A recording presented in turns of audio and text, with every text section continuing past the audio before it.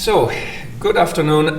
Today we are day 3 and I'm going to talk about basics of multiscale modeling and reduced order modeling with applications to fracture. And then I'm going to talk about oncomechanics, unveiling the hidden forces in cancer. So that will be 2 topics today that I will talk about, and that fits very well with what we talked about yesterday, which was partition of unity methods for partial differential equations and isogeometric methods for PDEs, because now we are not anymore interested really in the discretization, but we are more interested in the model. So we are interested in asking the question whether we solve the right problem and not whether we solve the problem right, if you remember the slides that I had in the first day. So what does that really mean? So first of all, I would like to thank everybody that worked with me, Kostas Agathos and Ahmad Akbari, Lars Bakes, in particular Pierre Kerfriden, who is now at École des Mines de Paris, who really is the person that taught me everything that is in those slides.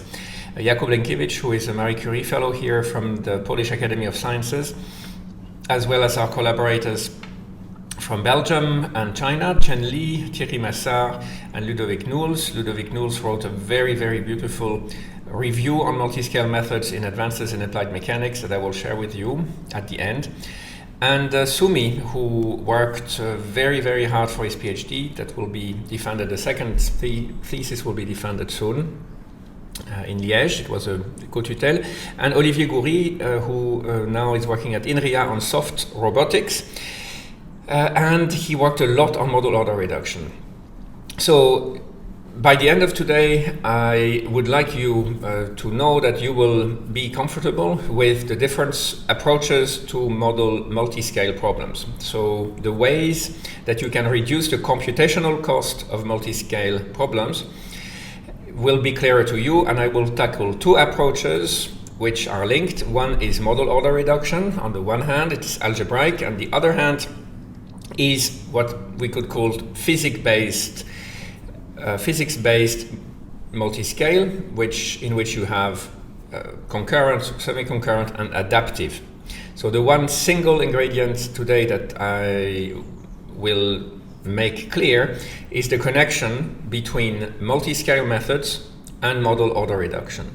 And I will come back to that several times during the talk so that it can really sink in, because this is a concept that with Pierre Kerfriden we have been made aware of by working together, and that was discovered through several PhD theses, not only here but also everywhere else in the world. And I think the novelty and the uniqueness of what we show today is the way to connect these 2 approaches in a way which is quite didactic and easy to follow. So I will do my best to be clear. This work was done over many, many years. So it started in 2009 and it's not finished, obviously. There is no way to even scratch the surface of this theme. But it was started in Cardiff University and continued in the University of Luxembourg for the last 10 years in collaboration with IIT Madras, and of course also with Timon Rapsuk, who is not written here, but he's one of my closest collaborators in Weimar in Germany at Bauhaus Universität.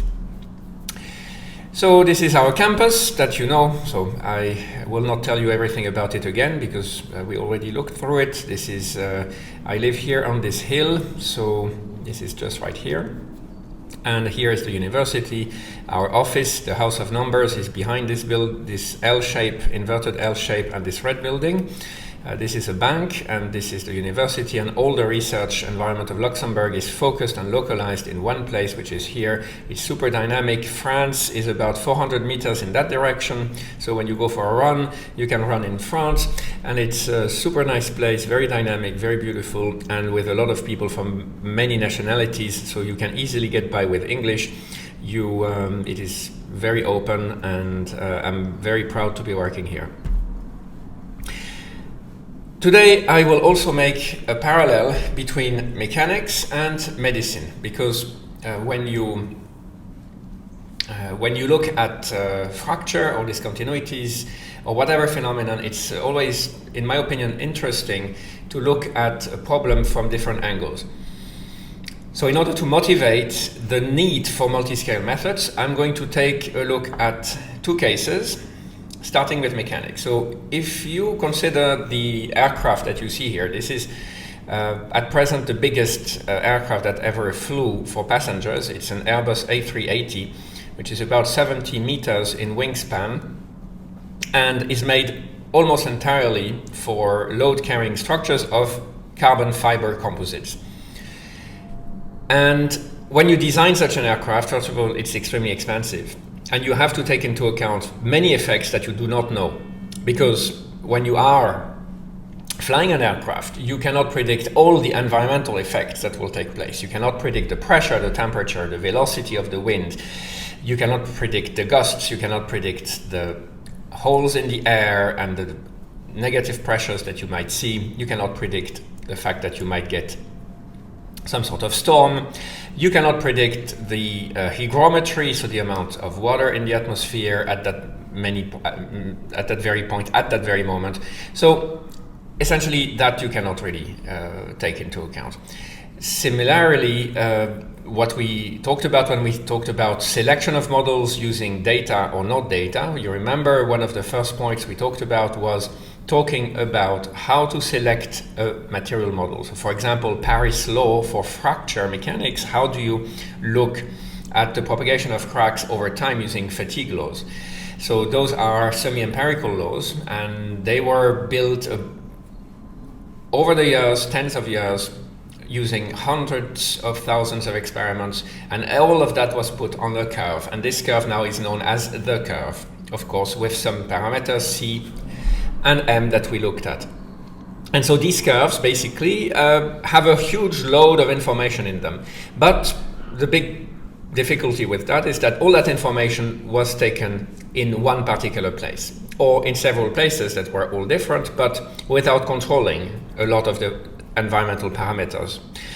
If you are doing an experiment in a lab, you are under certain environmental conditions, but most of the time you do not control for all these environmental conditions. You can, if you really want to make an experiment on a specific alloy at a specific temperature, but most generally, when you gather information, you do not know exactly all the conditions in which you were carrying out the experiments. However, they are quite reproducible, meaning that you can make a coupon of aluminum and you can make another coupon of steel. You can test them, and if you test sufficiently many coupons, you will be able to get some sort of statistically meaningful results. So that means that in engineering or in mechanics, you are able to make experiments in the lab which are going to help you design materials.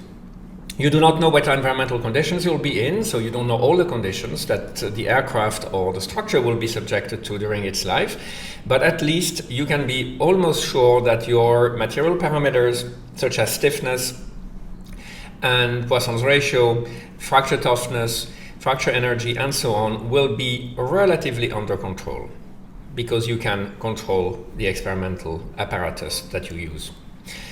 So now if we compare to medicine, so if you look in medicine, well, the problem is slightly different, but there are many, many points that are in common. So for example, if you look at an aircraft, it's a big thing. A body is a big thing compared to the cells in the body.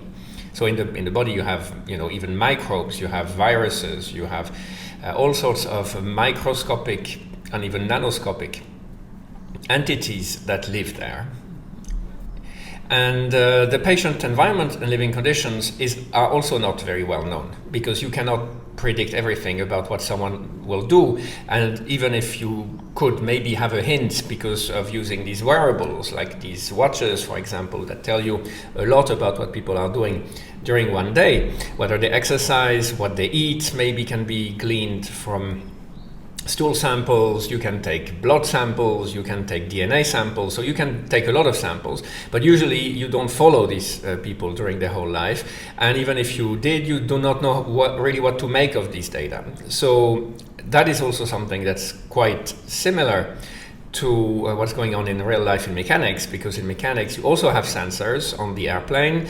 However, these sensors are not ubiquitously used, and also you need to be able to interpret the results that are on these sensors, which would spit out terabytes of data per minute, or maybe even per second, depending on the case, and will maybe be extremely difficult to figure out. For example, if you have a strain measurement and you want to figure out if there is a crack in the airplane, there is so much noise in the measurement, and there are so many measurements, and there are so many possibilities for the crack that you can probably not identify exactly where the crack is going to be located. Similarly, in medicine, you have a lot of data, maybe, and that data, sometimes you have actually no data. That's also another problem in medicine, but if you have data, when you have it, it's very difficult to interpret because there are many possible sources. If you go to the medic and they ask you questions, they are trying to figure out what is wrong with you, but it doesn't mean that it's going to work immediately. You may have trial and error.